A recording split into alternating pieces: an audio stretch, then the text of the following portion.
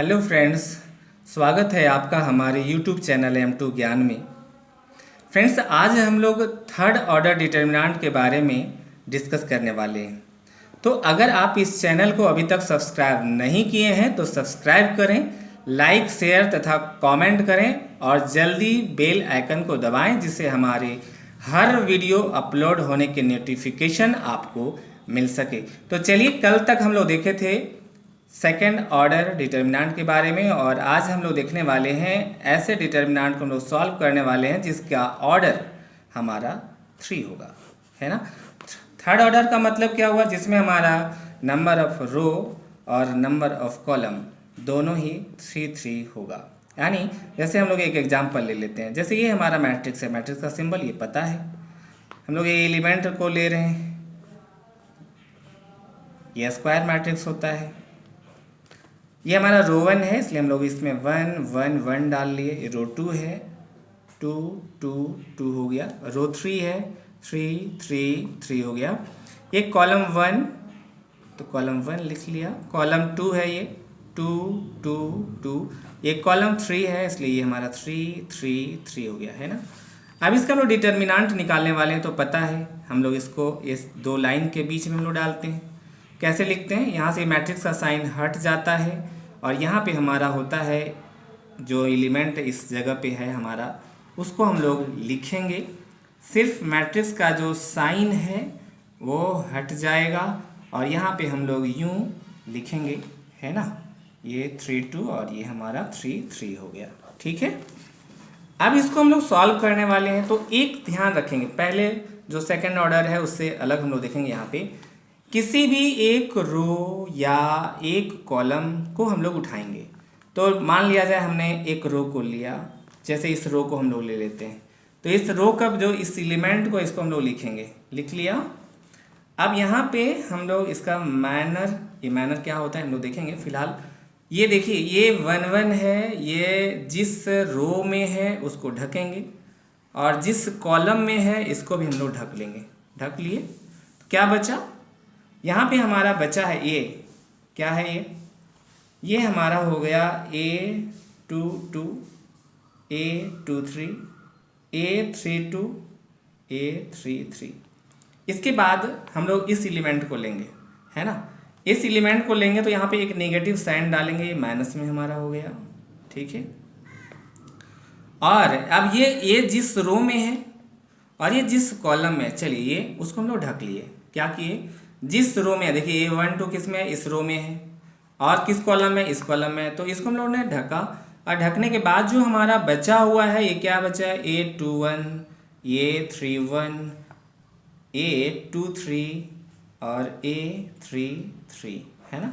इसको लिया। अब इसको सॉल्व करने आपको आता है, इसको भी सॉल्व करने आता है। आगे एक और एलिमेंट बचा हुआ है, इसको हम लोग प्लस साइन में डालेंगे। ये हम लोग प्लस माइनस कैसे डाल रहे हैं, अभी फ़िलहाल हम लोग साइन कन्वेंशन जब हम लोग देखेंगे तो ये पूरा क्लियर हो जाएगा कि कहाँ पे प्लस, कहाँ पे माइनस, कहाँ पे प्लस, ये होगा इस चीज़ को, है ना। तो हम लोग चलिए ये 1 3 का लेते हैं। ये जिस रो में, किस में है? इसमें है, उसको लिया। इसमें इस कॉलम में, उसको लिया। और ये हमारा बच गया ये दो एलिमेंट यहाँ पे इस तरह से। तो इसको हमने लिखा 2 1 A2 2 A3 1 और ये 3 2, है ना। अब इसे सॉल्व करने आप लोगों को आता है, इसे सॉल्व करने आता है। ये सेकंड ऑर्डर का है, ये पता है, तो इसको हम लोग सॉल्व करेंगे। अब यहाँ पे हम लोग एक चीज़ देखने वाले हैं कि यहाँ जो हम लोग साइन डाल रहे हैं, ये प्लस माइनस प्लस, ये कैसे डाल रहे हैं। तो इसके लिए हम लोग एक साइन कन्वेंशन देखने वाले हैं। क्या? साइन कन्वेंशन, यानी कि कहाँ हम लोग प्लस डालने वाले हैं, कहाँ हम लोग माइनस डालने वाले हैं, इस चीज़ पे हम लोग डिस्कस करने वाले हैं। इसको हम लोग साइन कन्वेंशन में देखते हैं। तो इसके लिए एक फार्मूला है, वो फार्मूला क्या है? ये -1 का power number of row plus number of column, इसका जो वैल्यू आएगा यही हमारा प्लस माइनस का सिंबल बताएगा कि माइनस होगा या प्लस। तो हमें पता है कि ये जो निर्भर करता है इस पर, अगर ये या तो इसको ऐड करने पर क्या आ सकता है, या तो इवन आएगा, है ना, या तो फिर क्या आएगा? -1 का पावर ऑड आएगा, यही आएगा ना। ये ऐड करने पे या तो इवन आएगा या तो ऑड आएगा। तो अगर इवन आया तो ये पता है ये पॉजिटिव होता है ना। अगर ऑड आया तो पता है ये हमारा नेगेटिव होगा, है ना। तो ये निर्भर करेगा इस पर, ये इवन है या ऑड। यानी हम लोग सिर्फ इसको देखेंगे कि जिसका जो एलिमेंट हम ले रहे हैं, है ना। तो हम लोग याद रखेंगे कि number of row, if number of row plus number of column, ये भी क्या पहला, अगर ये इवन हुआ तो यहां हम लोग पुट करेंगे क्या, प्लस का साइन। कौन सा साइन डालेंगे, प्लस का साइन। और अगर ये हमारा ऑड हुआ तो यहाँ पे हम लोग पुट करेंगे क्या, माइनस का साइन, है ना, ये माइनस का साइन। यानी कि यूं अगर हम लोग देखें तो हमें पता है क्या है हमारा एलिमेंट। तो इस डिटर्मिनेंट में हम लोग जो देखने वाले हैं साइन कन्वेंशन, तो यहाँ पे प्लस हो जाएगा, ये माइनस, ये प्लस, ये माइनस, ये प्लस, ये माइनस, ये प्लस, ये माइनस और ये प्लस, यानी कि अल्टरनेट होगा, है ना। ये अल्टरनेट होगा क्योंकि यहाँ पर ये फर्स्ट रो है और फर्स्ट कॉलम है, तो 1 + 1 कितना 2। जैसे देखिए इसका एलिमेंट जैसे क्या है, ये 1 1 है, ये 1 2 है, ये 1 3 है, ये 2 1, ये 2 2, ये 2 3, ये 3 1, ये 3 2 और ये 3 3। तो यहाँ हम लोग देखेंगे क्योंकि 1 + 1 कितना 2, इवन है इसलिए प्लस, 1 + 2 क्या हुआ ऑड इसलिए निगेटिव, है ना। ये 1 + 3 क्या हुआ 4, 4 क्या है इवन इसलिए पॉजिटिव, 2 + 1 क्या हुआ 3, 3 क्या है ऑड इसलिए नेगेटिव। तो इसी तरह से हम लोग पूरे को देखेंगे। तो ये हमारा था साइन कन्वेंशन। और अब हम लोग एक एग्जाम्पल ले लेते हैं, इसको हम लोग सॉल्व कैसे करने वाले हैं इस चीज़ को हम लोग देखेंगे। जैसे मान लिया जाए एक एग्जाम्पल हम लोगों ने लिया, ये हमारा एलिमेंट हो गया कौन 1 6 1 5 7 2 7 2 और 3, है ना। किसी भी एक रो या एक कॉलम को हम ले सकते हैं, किसी भी एक रो, यानी रो 1 रो 2 रो 3 ले सकते हैं, या कॉलम 1 कॉलम 2 और कॉलम 3 किसी को भी ले सकते हैं। सिर्फ साइन का ध्यान रखेंगे कि साइन हम लोग को क्या लिखना है। तो चलिए हम लोग स्टार्ट करते हैं इसको, इसको लेते हैं, इस 1 को लिया, तो ये जिस रो में है और जिस कॉलम में है उसको हम लोग ढकने के बाद जो बचा है ये हम लोग लिखेंगे 7 2 2 3, है ना। अब ये लेंगे 5 को, पता है ये इसका साइन माइनस में होगा, ये माइनस लेंगे, ये रो को ढके कॉलम को ढके, बचा क्या 6, ये 1 ये 2 ये 3, फिर क्या ये 7 को हम लोग लेंगे, इसका रो ये और ये कॉलम हमने ढका, बचा क्या 6 7, आप देख सकते हैं 1 2, है ना। ये 1 हो गया, पता है किसी भी चीज़ को 1 से इंटू करेंगे तो सेम नंबर आएगा। तो ये 7 × 3 -2 × 2, ये -5 क्या होगा 6 × 3, ऐसे मल्टीप्लाई करते हैं। और ये 2 × 1 कितना हो गया 1 × 2 + 7, ये 6 × 2 -1 × 7 कितना आ गया, ये 7 × 3 21 -4, फिर -5 6 × 3 18 -2 + 7 6 × 2 12 -7 कितना हो गया, ये हमारा 17 आएगा, -5 × 16 होगा, +7 × ये 5 हो गया, कितना आया 17 माइनस कितना हो जाएगा ये 80 + 35, ये हमारा 52 - 80 इक्वल हमारा -28। कितना इजी है ना। तो इसी तरह से हम लोग इसको सॉल्व कर सकते हैं पूरे डिटर्मिनेंट को। आगे हम लोग देखने वाले हैं और भी एक टॉपिक है जो माइनर क्या होता है, लोग पूछ सकते हैं कि माइनर क्या होता है। आपके कुछ बुक में भी ये क्वेश्चन होगा कि माइनर क्या होता है, तो हम लोग देखते हैं कि माइनर क्या होता है। इसके लिए हम लोग एक एग्जाम्पल लेते हैं, कौन सा, एक डिटर्मिनेंट लिया, इसका जो हम लोग एलिमेंट है वो हमने लिखा ए को ले लेते हैं, है ना।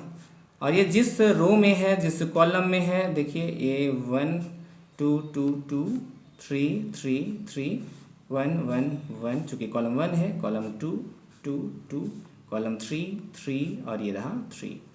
अब हम लोग माइनर को डिनोट कर रहे हैं इस जगह पे एम से। किससे डिनोट कर रहे हैं? एम से। कोई रूल नहीं है, लेकिन हम लोग एम से फिलहाल डिनोट करने वाले हैं और हम लोग निकालने वाले हैं इस एलिमेंट का। तो इसको हम लोग 1 से डिनोट करते हैं। ये क्या कहला रहा है? माइनर, है ना? किसका? Of A11। तो माइनर ऑफ A11 यानी कि ये जिस रो में है और जिस कॉलम में है उसको हम लोग ढकेंगे।